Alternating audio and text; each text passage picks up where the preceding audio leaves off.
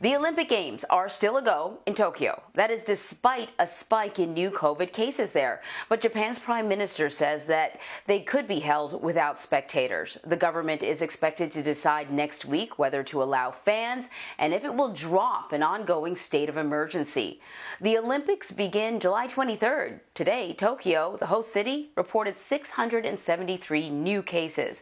Yesterday, it reported 714 new infections, the highest in over a month. Now, medical experts are warning that the event could unleash another wave of infections.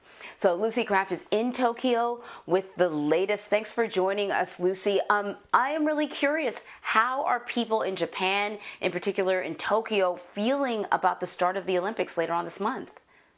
Well, people have been anxious about these games to start with, and this is just fueling more concern and giving people justifiable anxiety.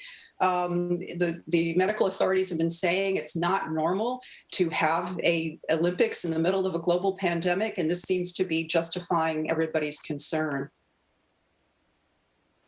So what are the safety protocols that are being implemented to make sure that the Olympics don't become a super spreader event? We just read that they're considering whether or not to have spectators. I actually thought that they had already determined that they would have spectators, and they were arguing to have even more spectators at the opening ceremonies, but it looks like that's still up in the air. It's so hard to follow. I mean, we're reading about it every day, and it's so hard to follow the changes in the rules from day to day. But in terms of safety protocols, just to give you an idea, the so-called playbooks that were created as operating manuals for how athletes, sponsors, personnel, media were supposed to operate once they get into Japan, the one for the athletes alone was 70 pages long. If you can imagine 70 pages of do's and don'ts, mostly don'ts. If I would sum it up in a few sentences, I would say athletes are supposed to come in, very well tested, test again when they get here, go straight to the athletes' village. Not supposed to come more than 5 days before their event. And then they're supposed to be back out of the country no later than 2 days after their event finishes. They're not allowed to sightsee. They're not allowed to go to bars or go shopping or any of the stuff that you would normally associate with an Olympics. In terms of spectators, it's a similar thing. If domestic spectators are allowed to attend events, they're expected to go straight to the event and go straight home. No stopping for a brewski on the way home to celebrate. When they're in the venue itself, they're not allowed to cheer, not allowed to high five, not allowed to yell. Basically, the only method of permissible expression is clapping. So it's going to be an awfully quiet Olympics. Indeed. So about 12% of the country's total population is now fully vaccinated. That's according to Johns Hopkins University. Actually, I remember just a few weeks ago, that number was still in the single digits. So this is, quite an uptick, but certainly nowhere near herd immunity. What are experts saying about their concerns about the level of protection Japan has with the start of the Olympics and, of course, the emergence of new variants like the Delta variant?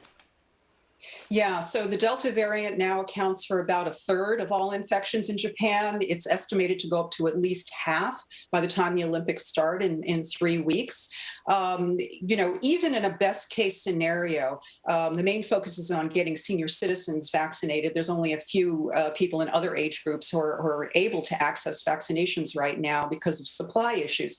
But even in a best case scenario, 80% or 29 million people will have been vaccinated by the end of July. Now, that's not when the Olympics start. July 31st will be well into the middle of the Olympics by then, but at least by the end of July, we should see 80% of seniors vaccinated. But bear in mind, seniors only comprise 1/3 of the population, so we still have 70% of the population that is unprotected by then.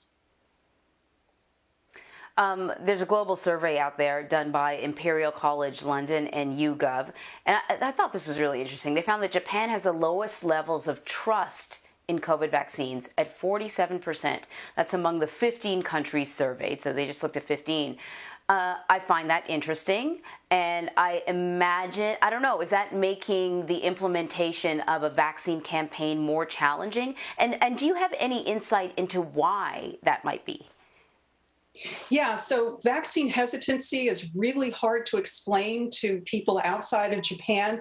It's not the same thing as anti vaxxers, for example, in the US or Europe, who are very well organized, very vocal, usually connected to partisan politics. It's not the same animal in Japan. Most of the resistance to vaccines here stems from a very long, detailed history, which I won't get into right now, and sensationalized media reporting over many decades. But if you look at, for example, use of childhood immunizations, you have 95% compliance with things like measles, mumps, those sorts of things. So it's not anti all vaccines. It's just concern about the COVID vaccine. And so one could imagine that as, people's neighbors and relatives and coworkers get vaccinated, you can see much higher take up. And there were a couple of surveys recently released that showed between 5 to 11% of people were absolutely under no circumstances would they get the vaccine, but that means 90% or more would get it. Wow. Lucy, thank you so much. Sure.